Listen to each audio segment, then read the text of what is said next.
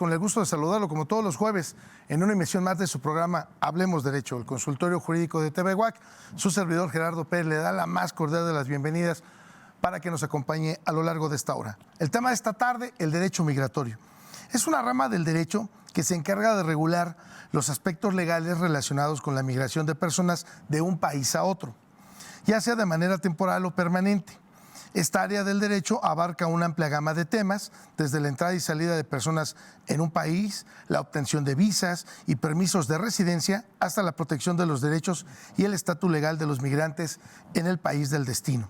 El derecho migratorio suele involucrar cuestiones como la inmigración legal, la deportación, el refugio, el asilo, la ciudadanía y la nacionalidad, así como los derechos laborales y humanos de los migrantes.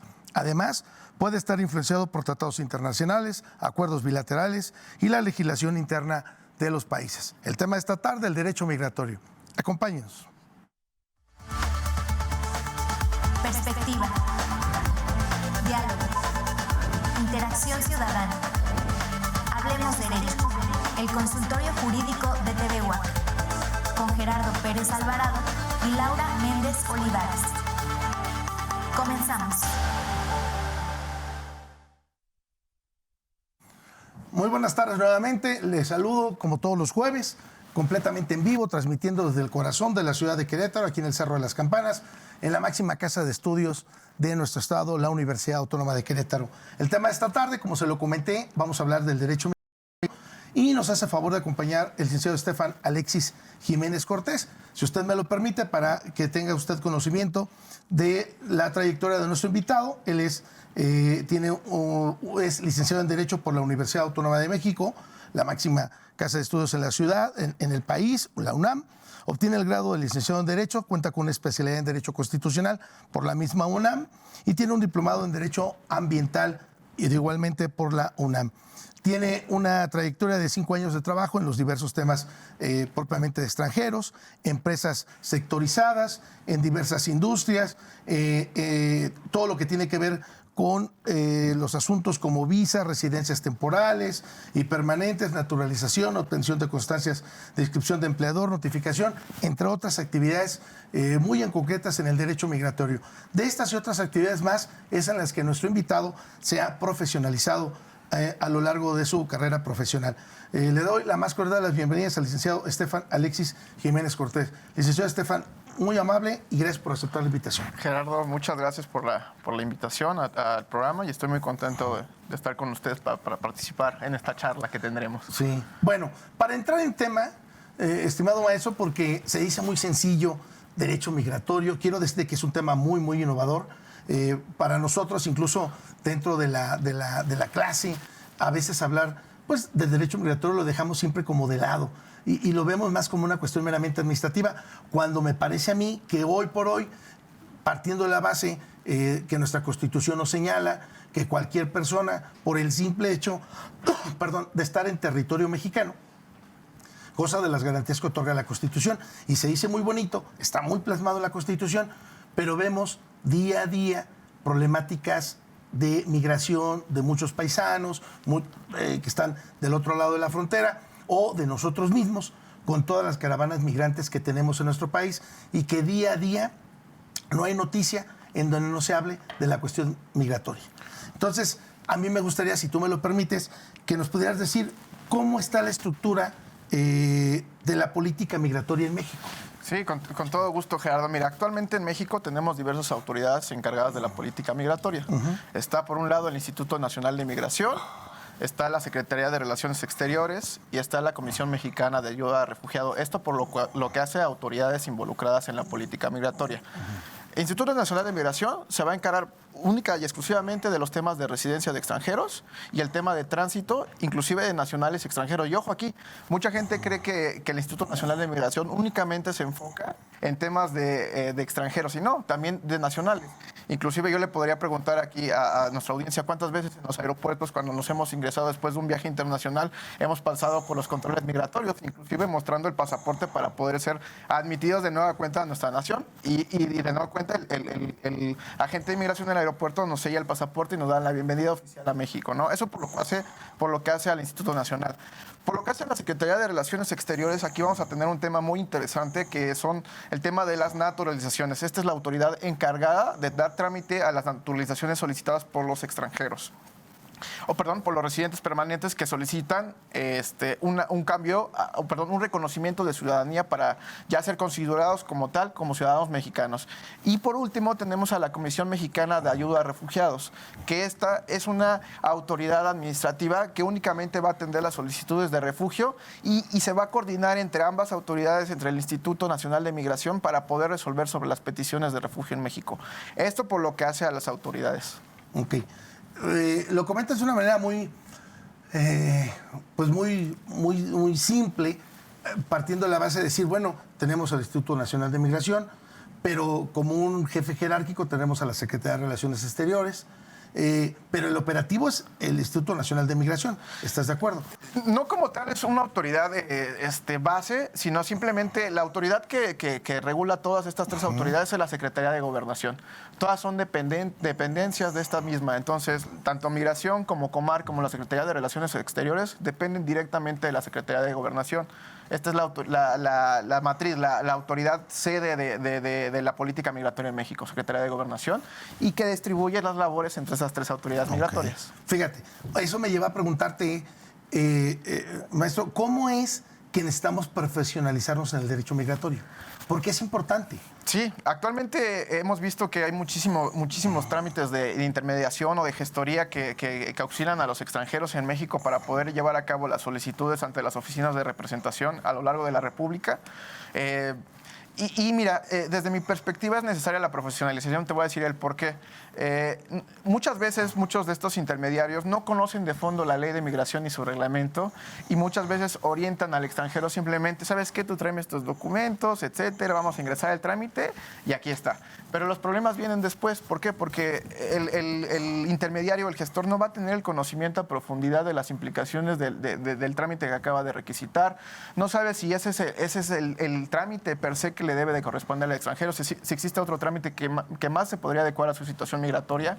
Y este es un tema que es comúnmente recurrente. Desde mi perspectiva, y como lo he comentado con diversos colegas en la materia, especializados en materia de inmigración, somos muy pocos los abogados especialistas en el área y necesitamos que la autoridad migratoria y la Secretaría de Gobernación directamente le tome el peso que necesita el área para hacer más exigible la profesionalización e inclusive que todas estas personas que como extranjeros puedan recurrir ya directamente a un abogado especialista en el área para llevar a cabo sus trámites migratorios.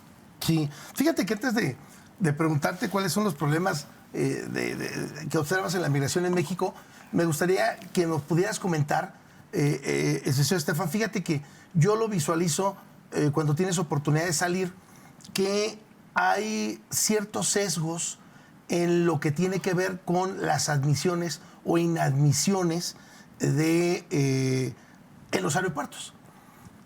Me parece a mí, salvo tu mejor opinión, aquí el que sabe eres tú, que estamos prejuzgando a la persona. Porque el hecho de que tú le digas, oiga, nos reservamos el derecho de admisión, oye, no estoy entrando a un restaurante, no estoy entrando a un establecimiento, estoy entrando a un país. Y por consiguiente que tú me digas a mí que va a haber una inadmisión, me parece que de entrada estamos hablando de una discriminación. ¿Por qué se da esta situación y qué puedo hacer? Porque el asunto no es que se dé, el asunto es cómo salvaguardo mis derechos. Y te lo comento en concreto porque del Aeropuerto Internacional Felipe Ángeles, por lo menos una vez a la semana, ahorita no quiero mentir si son martes o miércoles, sale un vuelo directo México-Caracas, Caracas-México, pero en el número de pasajeros, no a todos los aceptan.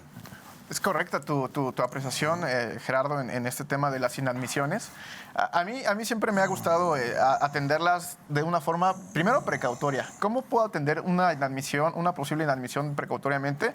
Normalmente a algunos extranjeros no les es requerida la visa para hacer turismo o actividades no remuneradas en México. Y se internan a México, simplemente traen la reservación del hotel, la reservación de dónde van a estar, etcétera, ¿no? Y a veces en la entrevista que tienen con el agente agente de migración en el aeropuerto pues titubean en las respuestas y el agente de migración le causa sospecha y lo manda a segunda revisión. Y bueno, ya se inicia el procedimiento de inadmisión cuando el agente de migración le dicta el acta de rechazo al extranjero.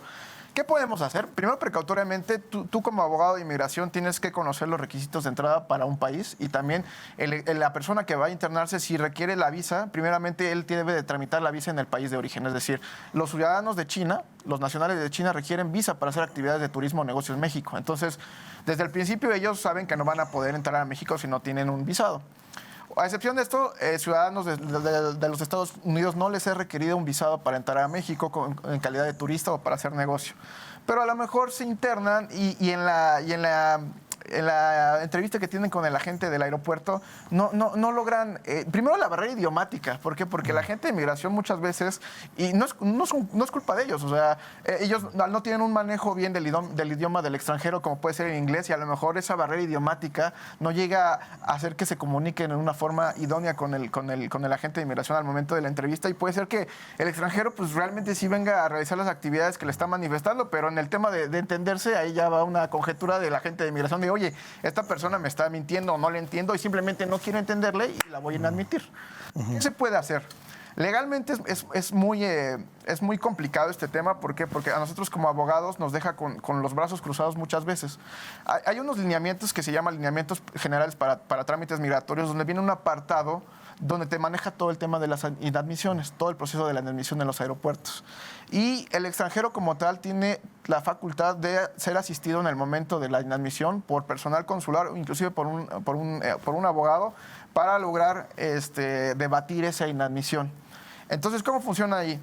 Llega el extranjero del aeropuerto proveniente a lo mejor un ciudadano de Venezuela. Trae su pasaporte, etcétera, y muestra el pasaporte. En la primera entrevista, el primer acercamiento que tiene con el agente de migración del aeropuerto, no logra responder con la precisión que requiere o que el agente de migración le está haciendo los cuestionamientos. Y lo que va a hacer es, ¿sabes qué? Prefiero indagar más, vamos a llevarlo a segunda revisión. Se lo lleva a otra zona más estéril, más apartada, y le hace una revisión más exhaustiva todavía. Durante este término, el agente de migración cuenta con 4 horas para decir si admite o inadmite al extranjero. Si durante esas 4 horas el extranjero de viva voz manifiesta que solicita una ampliación de 24 horas más a esta revisión de si va a ser inadmitido o inadmitido, el agente de migración tiene que, por el momento, suspender el acto el dictar el acta de rechazo y darle la ampliación. Pero ¿sabes qué es lo que pasa actualmente? Ni siquiera se le informa al extranjero que él tiene el derecho a solicitar esta ampliación en el plazo. Entonces, pues prácticamente le dan al extranjero que ni siquiera sabe hablar inglés, ni siquiera el agente de migración sabe bien manejar el idioma inglés, le da una hoja donde posiblemente venga el acta de rechazo y lo único que le va a decir va a ser, ¿sabe qué? Pone tu huella aquí, fírmeme aquí, y si ni siquiera entendió ni le explicó los derechos que tiene él consagrados, como tú lo acabas de comentar, por el solo hecho de estar en México, él tiene los derechos que se prevén en la ley de migración, en su reglamento y en los lineamientos. Por otro lado, en el momento de que el extranjero se le dicta o se le va a dictar el acta de rechazo, ese como tal ya se... Pero ahí son 4 horas, no se ha perdido esas 4 horas que tú me comentas. Ese es el Inter que tiene 4 horas, pero si solicitó la ampliación a las 24 horas, todavía está en el lapso de que se le dicte el acta de rechazo. ¿Qué podemos hacer una vez que nosotros, a lo mejor yo como abogado ya estaba esperando que el ciudadano, su vuelo llegaba a las 11:15 y son 11:40 y el extranjero todavía no sale de los controles de migración? Yo presupongo que el extranjero haya ya tenido un problema con migración porque ya no es un horario congruente para su salida después de los filtros migratorios. Jurisdiccionalmente, ¿qué podemos hacer para debatir esta situación? La única vía que nos queda es el juicio de amparo. Y la verdad no tenemos mucha precisión de que vaya a ser atendido con la inmediatez que requiere. ¿Por qué? Porque lo que va a hacer la agente de migración lo va a poner a disposición del próximo vuelo más disponible para que sea retornado al país de donde ingresó. Si viene el mismo Venezuela, en el siguiente vuelo que venga de México o Venezuela, lo va a poner de vuelta en el mismo avión. Entonces, realmente... La autoridad migratoria tiene una facultad discrecional en este tema de las inadmisiones tan amplia como en otros trámites migratorios que he comentado, que desde mi perspectiva de ser revisado puntualmente por las autoridades, estas facultades discrecionales que se le ha dispuesto a las autoridades migratorias. Pero entonces ahí, Estefan, me parece a mí que, ahorita lo vemos en la cuestión de una persona migrante, pero si nosotros viviéramos una situación de esta naturaleza en un país fuera, sería medianamente complicado que de pronto te digan, a ver, no te voy a admitir, interpones un amparo, vamos a poner como conocemos el derecho, pero mientras, ¿a dónde me van a llevar? ¿A una estación migratoria? ¿Y dónde me voy a quedar? O sea, es decir, pues, de entrada ya estás prejuzgando, de entrada me estás discriminando. Entonces, me parece a mí que ahí todavía nos falta avanzar un poco más en la cuestión de derechos humanos. Claro que sí. Y en ese tema, pues, sí, como tú lo dices, como el extranjero no se puede quedar en el aeropuerto mientras se resuelve su situación jurídica en México y el amparo se resuelve de fondo. Puede ser que la suspensión provisional nos la conceda, ¿no? Pero el amparo no tiene el efecto de constituir derechos, más bien la suspensión. Entonces no va a ser como, sí, te concedo la suspensión, pero te admito a México. No, eso no lo va a hacer la suspensión. La suspensión lo que va a hacer es, por el momento, no te voy a dictar el acta de rechazo, te voy a dejar en México mientras dictamos tu situación jurídica, se resuelve el fondo del asunto. ¿Y a dónde tiene que ser dispuesto el extranjero? A una estación migratoria. En la Ciudad de México está la estación migratoria de Las Agujas, cerca de la colonia de Iztapalapa, y la verdad que no es una zona muy fraternal con los extranjeros. Lamentablemente las condiciones que están en estas estancias no son las mejores. En Querétaro también tenemos una estación migratoria, también aquí en la ciudad de Querétaro, pero realmente el extranjero no la va a pasar bien en esos lugares. Entonces, nos tiene atado de manos el tema de las inadmisiones en los aeropuertos. ¿Por qué? Porque es una facultad discrecional por parte del agente de inmigración al momento de la entrevista que tiene con el extranjero. Y muchas veces ni siquiera permiten que el extranjero se comunique al exterior con su abogado. No nos dejan entrar al aeropuerto excusándose. Primero, eso es una zona federal. Sí, tienen razón, pero el extranjero tiene los mismos derechos que un nacional. Y como tanto tiene derecho a la defensa y a tener el conocimiento que él puede apelar ese tema del acta de rechazo, pero lamentablemente no se hace y me los embarcan de regreso en el próximo vuelo al país de donde vienen. Complicado. Muy complicado. Muy complicado. Oye, y ahí me iba a preguntarte, Estefan, ¿qué pasa entonces o cómo regularizar la situación migratoria? Bueno, ya estoy en el país, vengo en mi carácter de turista, mayormente pues esa no falla, ¿no? Mi carácter de turista, tengo un familiar que me va a recibir o voy a estar en tal hotel, pero resulta que empiezo a laborar. A lo mejor tú dices, bueno, me voy a quedar 6 meses, aquí lo tengo. ¿Qué pasa y cómo llevo a cabo ahora mi siguiente situación migratoria? Porque entré como turista, pero ahora ya estoy trabajando o decido quedarme. ¿Cuáles son los trámites? Digo, de una forma muy práctica, para todas aquellas personas que, pues en muchas ocasiones están en nuestro México, ¿no? Sí, así empiezan su actividad y son gente profesional que muchas veces llega.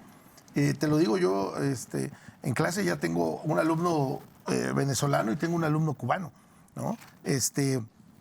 Y bueno, sus papás están trabajando, están laborando. Qué bueno que tengamos también esta posibilidad de que México tenga la posibilidad de recibirlos con trabajo. Claro, a veces puede haber una contradicción, pero ¿cómo regularizar mi situación migratoria? Mira, aquí va a depender mucho de la calidad migratoria con la que se haya internado el extranjero. Es decir, si viene en una calidad de turista, y te lo voy a comentar así, en la ley como tal no existe la calidad de turista. Como está en la ley se denomina visitante sin permiso para realizar actividades remuneradas. Esa es la definición por ley que le da la ley de migración al extranjero que viene a hacer actividades de turismo o negocio en el país. Entonces, primeramente hay que analizar la situación con la que se ha internado el extranjero. Si se internó bajo esa condición de turismo, lamentablemente la única forma que podemos nosotros solicitarle a él es una extensión a lo mejor en la estadía de más de 6 meses. Bajo esa modalidad del extranjero, en la cuestión de visitantes sin permiso para realizar actividades remuneradas, solamente puede estar 6 meses en el país. Y solamente podría él solicitar ante la oficina local de la oficina de representación donde él se encuentre una ampliación a ese plazo de turismo, que muchas veces lamentablemente no las dan. Las daban mucho en la pandemia por el tema de la contingencia, etcétera. Pero actualmente la calidad de turista es de las calidades migratorias que menos dan derecho a realizar algo.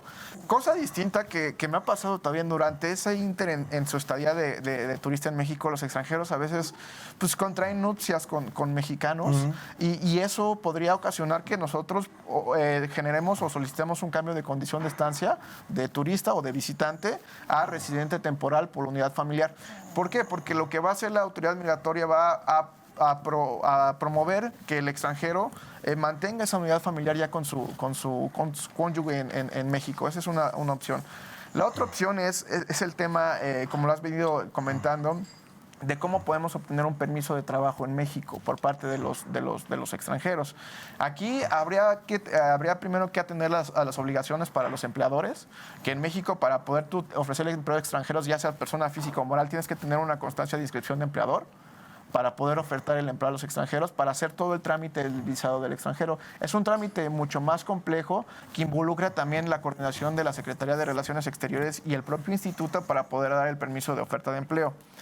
Y viene ya el otro tema, que es el tema más por razones humanitarias, ¿no? El tema del refugio. Que el tema del refugio únicamente y exclusivamente se lleva a cabo en la Comisión Mexicana de Ayuda a Refugiados, pero tiene peculiaridades que están en una ley sobre protección y refugio, donde el extranjero debe de llevar a cabo los lineamientos que vienen en esa ley, es decir, debe de solicitar, una vez que se internó a México, él debe de manifestar, o dentro de las próximas 48 horas a su internamiento, debe de manifestar ante la comisión el por qué él necesita ser considerado su calidad de refugiado, ¿no? Es decir, viene con temas de una persecución en su país, con un miedo, con temas de pandillas como se ve en Sudamérica. Entonces, lo que tiene que acreditar mediante una entrevista ante la Comisión Mexicana de Ayuda a Refugiados es que él trae una de las causales por las cuales se le puede ofrecer refugio en México. Ok, quiero detenerme en estas últimas dos. Fíjate que a principios de año, Estefan, tuve la oportunidad de ir a la Suprema Corte. Bueno, un tema del Consejo de la Judicatura. Nos invitaron allá a la Suprema Corte. Y obviamente, era un martes a las 9 de la mañana, me fui un día antes y tuve la oportunidad de dar una vuelta pues ahí en el centro, Correo Mayor. Ya ves que pues, uno se entretiene fabuloso ahí en el centro, en la Ciudad de México. Y vi muchísimas personas, no mexicanas, porque te notas por el acento, por el color de piel, que eran empleadoras porque se dedicaban a vender en muchos negocios del comercio ahí de la Ciudad de México. Eso, te repito, me lleva a preguntarte para detenerme en la segunda pregunta. Yo, como mexicano, quiero o requiero contratar los servicios. Imagínate, a veces minimizamos Haití, pero yo verdaderamente me sorprendo con la gente haitiana, porque hablan francés, inglés, su idioma como tal, y además medio el español. Entonces, yo hasta lo quisiera tener como hasta para dar clases, ¿no? De francés o inglés. Pero el punto es, ¿qué necesito para contratarlo? Tomando en consideración que muchos, su calidad migratoria ni siquiera tiene registro. Ingresaron literal de forma furtiva al país. ¿Es medianamente complicado regularizar una situación migratoria de esta naturaleza? Sí, lamentablemente sí, porque actualmente en México lo que te acredita como un extranjero de forma regular en el país es la forma migratoria múltiple. Uh-huh. ¿Qué es esta forma migratoria múltiple? Es un carnet, por así decirlo. Actualmente cuando te ingresas por vía aérea es digital ya, pero me parece que vía terrestre todavía sigue siendo un cartoncillo de papel o un cartoncillo, sí, donde se hace constar tu fecha de entrada al país, tu número de pasaporte y datos personales. Lamentablemente los extranjeros que se ingresaron de forma furtiva al país ni siquiera van a estar dados de alta en la base de datos de migración. Entonces, como tal, no tienen ningún estatus migratorio aquí en México. ¿Es complicado para ellos obtener una situación migratoria regular? Sí. Lamentablemente, y atendiendo únicamente al tema de empleador, la visa de trabajo está muy bien dispuesta en nuestras leyes de inmigración. Es decir, hay obligaciones para los empleadores, que es decir, primero para poder ofertar al empleado extranjero yo necesito tener registrado como empleador ante la oficina de inmigración local y después puedes ofertarle el empleo al extranjero. Pero ¿qué va a pasar? El extranjero para poder concurrir a una entrevista consular le van a requerir el oficio NUT o el oficio de preaprobación de entrevista consular. Y lamentablemente no se le va a poder ofertar. ¿Por qué? Porque el extranjero está de forma irregular ya en el país. Tendría que salir de México y volver a ingresar. Y volver a internarse, pero ya bajo este visado. Uh-huh.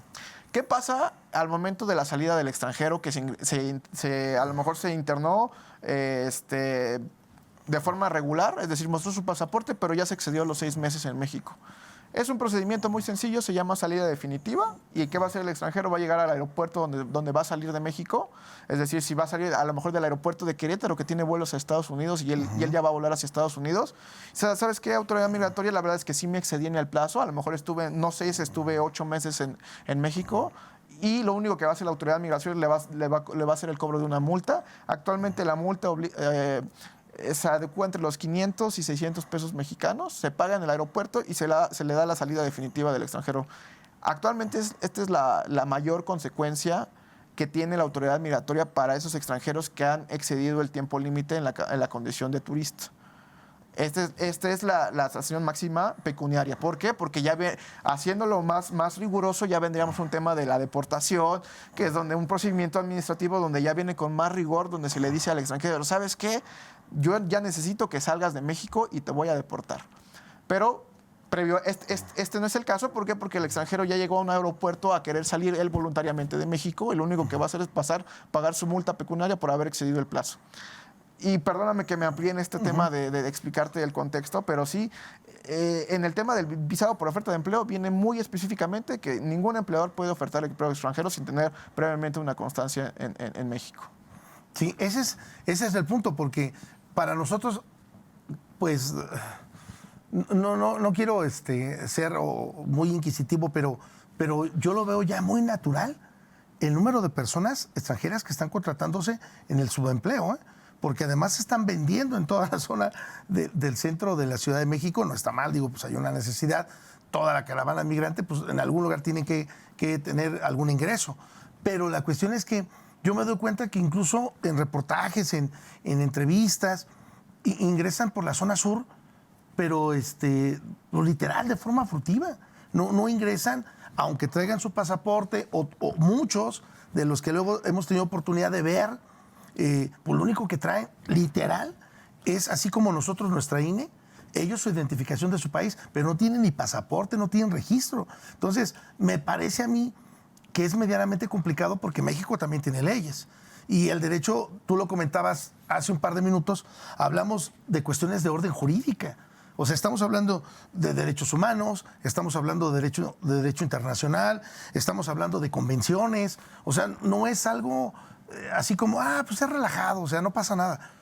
Porque cómo acreditan su estatus migratorio, ese es el punto. Y cómo exiges un derecho, porque para el país no existe.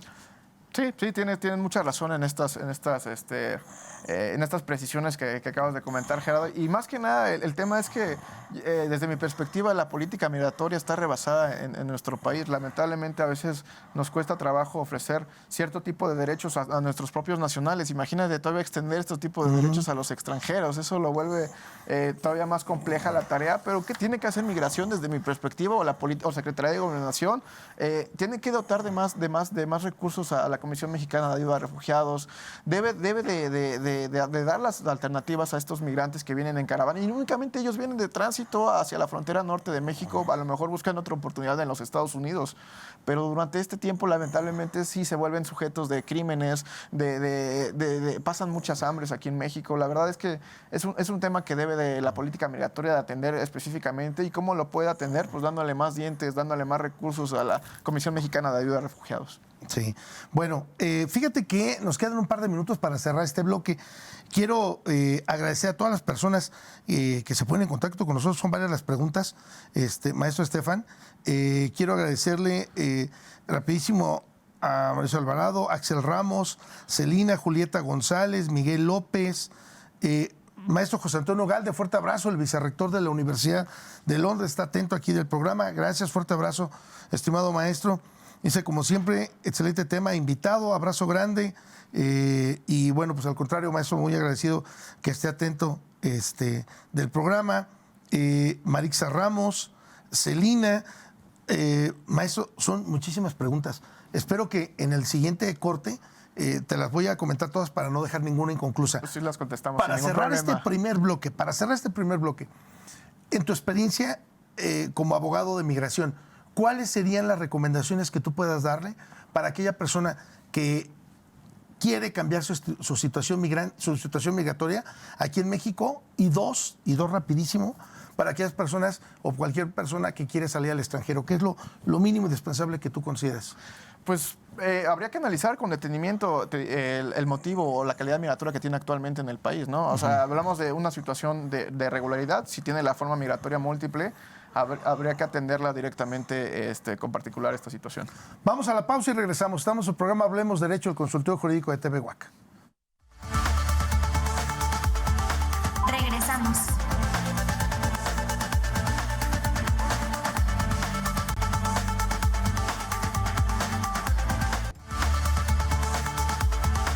Continuamos.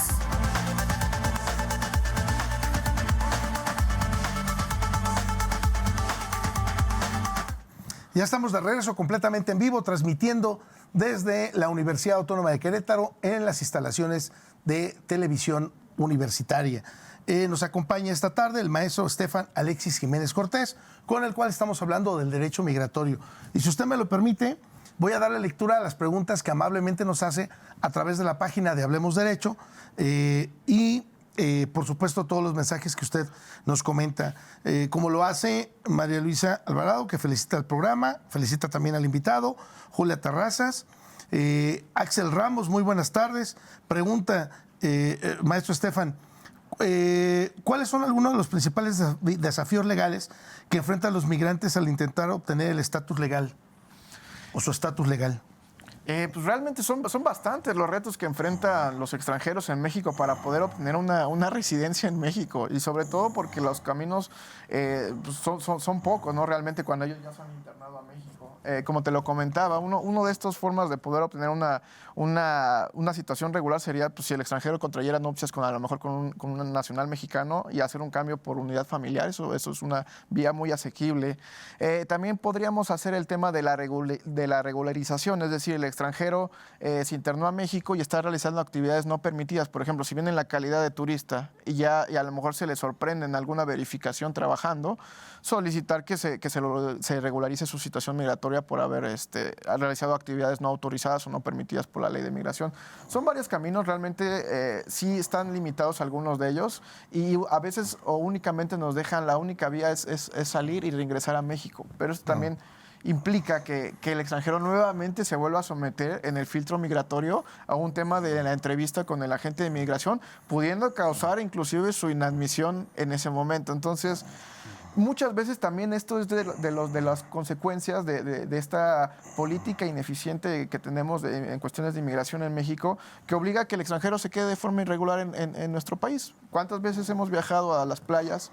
Y tú has visto el fenómeno, estuviste en la Ciudad de México y viste que a lo mejor había muchos extranjeros haciendo comercio en el centro de la Ciudad de México. No me imagino que varios de ellos te mostraron su residencia permanente ni temporal. Obviamente muchos de ellos no tienen una condición legal en México como muchos otros. Entonces, en México la autoridad migratoria sí no tiene un control tan excesivo. Solamente en ciertas cuestiones puede ejercer ese tipo de facultades que tiene previstas en la ley. Ok. Nos pregunta Julieta González, ¿cuáles son las implicaciones legales de la deportación para los migrantes y sus familias? Pues mira, el procedimiento administrativo de la deportación ya es como tal una serie de formalismos que emprende la autoridad migratoria para sacar del territorio nacional a un extranjero por los motivos que expresa directamente en el expediente administrativo migratorio y por los cuales le da la orden de salida definitiva de México. Aquí las implicaciones sería que nos tendríamos nosotros que acercar de las vías jurisdiccionales disponibles para poder atacar esas determinaciones. Primeramente, y ante una instancia que puede ser optativa, el recurso de revisión, ¿no? Que está en la ley y en el reglamento de la ley de inmigración. Pero que este recurso de revisión va a ser resuelto por la misma autoridad y muchas veces... Por la misma autoridad de migración. Que lo emitió. Va a confirmar el acto administrativo. Claro, por supuesto. Entonces, ¿qué nos queda? Directamente la vía administrativa a través de un juicio de nulidad. En los temas de deportación, yo sí recomiendo implementar la vía jurisdiccional. ¿Por qué? Porque mientras vamos a solicitarle a la sala de magistrados que se le va a turnar el asunto la suspensión provisional del acto reclamado y que el extranjero se mantenga aquí en México y en unidad con sus familiares. Posteriormente, pues hay que esperar la resolución del Tribunal de Justicia Administrativa y ver qué resuelve.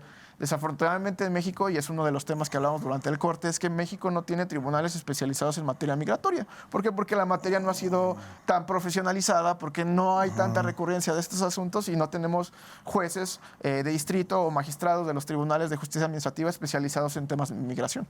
Sí, tomando en consideración incluso que, pues, ¿cuánto implicaría un juicio de esta naturaleza? ¿Estás de acuerdo? Bastante tiempo, mucho tiempo. Estamos hablando de un lapso de, siendo óptimos, de 8 a 12 meses, inclusive pudiéndose extender más todavía. Sí. Bueno, Miguel López, buenas tardes. ¿Cómo afecta la política migratoria en la economía del país? Pues bastante, yo diría. Actualmente estamos observando que en Estados Unidos les dio una prohibición de inversión muy limitada a los nacionales de China. ¿Y qué pasó? Que los nacionales de China prefirieron venirse a México, a la zona norte de México, Monterrey, Tijuana, etcétera, a hacer su inversión. Entonces, una mala política migratoria implementada por un gobierno te puede llevar a una pésima inversión extranjera. Actualmente México es un país que recibe bastante inversión extranjera. ¿Por qué? Porque es un país rico en diversos aspectos, geográficamente, su clima, su gente, la cultura, etcétera, inclusive también de los recursos naturales que tenemos en México.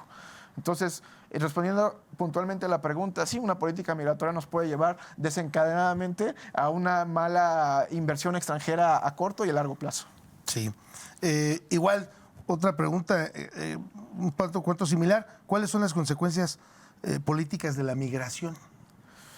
Pues hay un aumento bastante. Actualmente estamos observando que con el tema de la restricción que se hizo en Estados Unidos, el New Sharing, que está actualmente esta práctica llevándose en el zona norte de México, estamos observando un aumento impresionante de inversión proveniente de Asia en México. Ya ha habido aquí en el Bajío, hay bastante inversión, inversión de Asia. Te hablo de bastantes plantas que tenemos aquí en Querétaro, cerca de esta entidad, donde ya hay bastante inversión, pero con este tema de la política tan rigurosa que implementó Estados Unidos para la inversión proveniente de Asia y específicamente de China, tenemos bastantes asuntos actualmente en México de nacionales de la República Popular de China, que lo cual pues se sigue enervando a las diferentes oficinas de representación en toda la República para poder obtener diferentes trámites, tanto para las empresas que van a contratar a extranjeros como para los extranjeros que van a venir a México a trabajar. Nos pregunta Celina, ¿qué medidas considera que puede tomar los gobiernos para garantizar los derechos de los migrantes? Pues tenemos que hacer una conciencia global. Primero, México le encanta suscribir tratados y convenciones internacionales. Somos de los países que más ha suscrito actualmente este tipo de convenciones y sobre todo en protección de derechos humanos. Nos consideramos un país hegemónico a nivel internacional en este tema de los derechos humanos. Pero no solamente que se quedara en el papel, que se aplicara realmente todos esos protocolos que vienen dispuestos en los tratados. Pero lo que pasa aquí es que la autoridad se encuentra rebasada ante este fenómeno de la migración. Las caravanas migrantes, lamentablemente, en el sur del país, como Chiapas, rebasan las facultades que tienen el Instituto Nacional de Migración de dichas entidades, la Comisión Mexicana de Ayuda a Refugiados, para darles la atención a estas solicitudes de refugio. O sea, realmente nos encontramos rebasados. ¿Qué proponía yo? Sentarnos, analizar si es posible darle más del presupuesto a estas autoridades y con ello fomentar más la protección de los derechos humanos a los migrantes. ¿Cuáles son los derechos básicos que deben protegerse para los migrantes? Nos preguntan.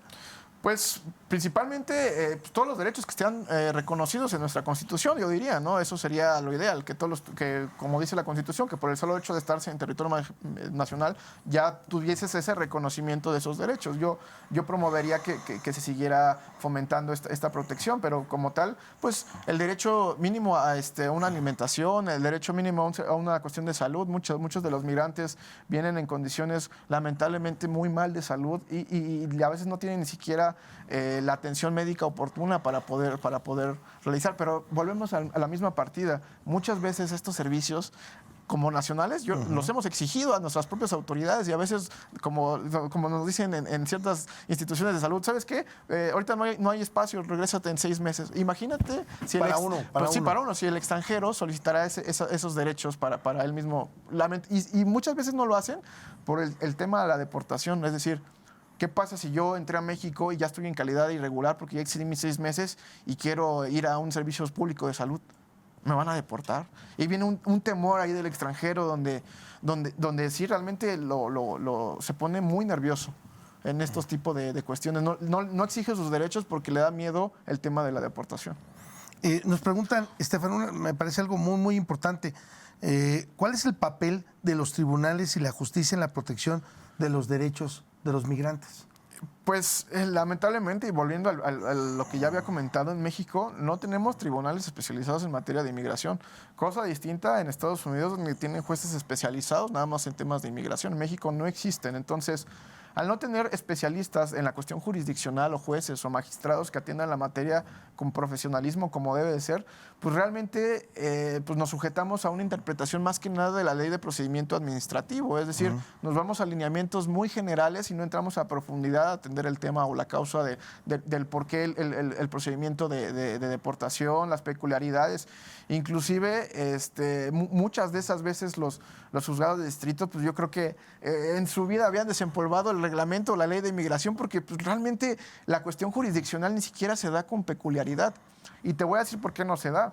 ¿Por qué? Porque si yo como extranjero me niego un trámite de migración, a lo mejor un cambio de condición de estancia, ya me lo negó migración.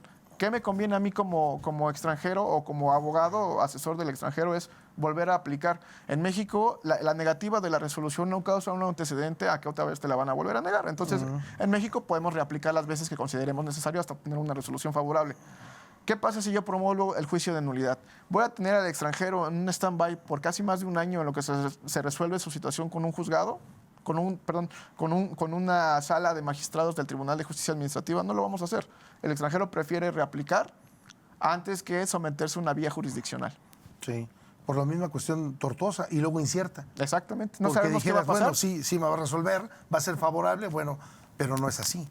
O puede ser también que resuelva, pero únicamente atienda a cuestiones de forma y no de fondo. Es decir, a lo mejor la prevención no estuvo bien realizada porque te faltó alguno de los requisitos que marca la ley de procedimiento administrativo y no estuvo bien realizada la prevención y eso ocasiona que haya nulidad en el acto administrativo, pero no atiende al fondo del asunto y no hay jurisprudencia y no hay tesis que atiendan el fondo del asunto migratorio. Por eso es importante que la autoridad jurisdiccional también empiece a tomarle la importancia que debe de ser al área migratoria. Sí. Nos pregunta Marixa Ramos. Buenas tardes. ¿Qué recursos legales están disponibles para los migrantes que enfrentan discriminación o abuso? Pues mira, actualmente existen diferentes tipos de comisiones a nivel estatal que tienen el tema de discriminación. Volvemos al mismo punto. El extranjero muchas veces ni siquiera se comparece ante estas instancias porque de por sí el tema de considerarse como extranjero en un país y donde estás de forma irregular les da bastante temor que ni siquiera exigen sus derechos que tienen como tal. Entonces, desde ahí estamos en la primera problemática que yo plantearía aquí. Después, como tal, la ley de migración el reglamento específicamente maneja el recurso de revisión. Es decir, una vez que la autoridad migratoria me niega el trámite, yo puedo recurrir a través del recurso de revisión. ¿Quién lo va a resolver? La misma autoridad que lo dictó. Y luego volvemos que... No se va a contradecir, ¿estás de acuerdo? Vámonos al juicio de nulidad. Otra vez, 8, 9, 10 meses. Y vamos a dejar al extranjero sin una residencia, sin una tarjeta en lo que se resuelve esa situación. O sea, el extranjero necesita estar en un país en condiciones óptimas para poder desarrollar su vida. Es decir, hablamos en la Constitución de tener calidad de vida. Eso lamentablemente no resuelve el fondo del asunto ni le da calidad de vida al extranjero.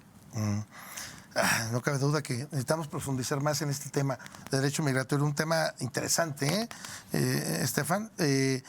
Nos preguntan, ¿qué problemas legales puede tener un empleador si contrata extranjeros sin una legal estancia en el país?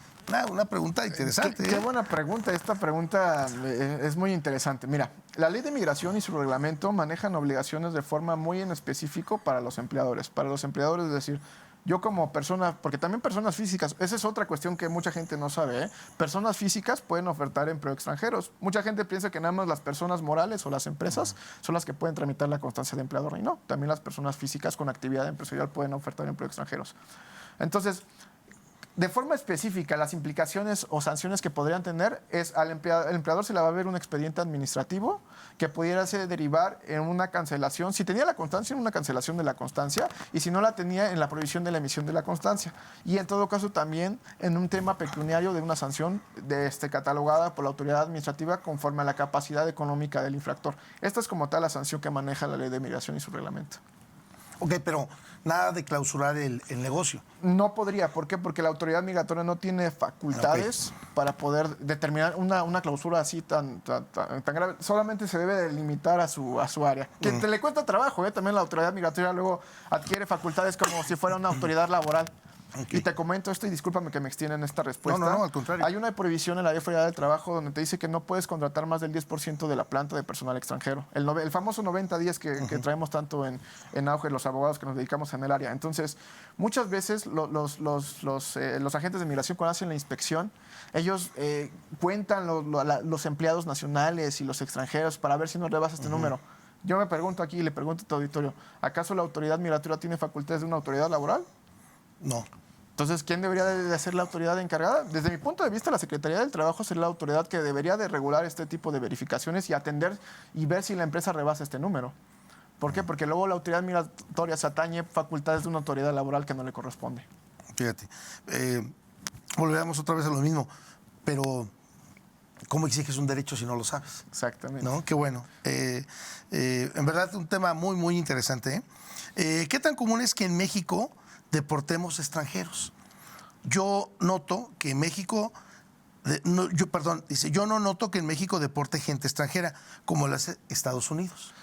No, como tal no somos un país que tenga un antecedente alto de deportación. Sí hay, o sea, sí existen, pero no es muy común como hacen este cuestionamiento. Sin embargo, lo que hacen ellos es prefieren lavarse las manos desde la admisión del extranjero. Es decir, prefiero no admitirte a después deportarte. ¿Por qué? Porque el deportarme me va a tomar mucho más tiempo, tengo que solicitar ya forzosamente un acto administrativo, abrirte un expediente migratorio y darte fundamento y motivación del por qué. Prefieren ellos en la inadmisión decirte no eres ni siquiera bienvenido a entrar a México. Y ahí se lavan las manos muchas veces. Pero respondiendo a la pregunta, no es un tema tan común, pero sí existen las deportaciones. Y sobre todo cuando son temas ya muy delicados, donde posiblemente incluso a lo mejor al extranjero tiene un antecedente penal en algún otro país, etcétera, eso sí puede llevar a solicitar que se le la apertura del expediente de migratorio y iniciemos el proceso de deportación. Oye, Estefan, rapidísimo, porque digo, para que quede también claro y que son de las problemáticas del día a día.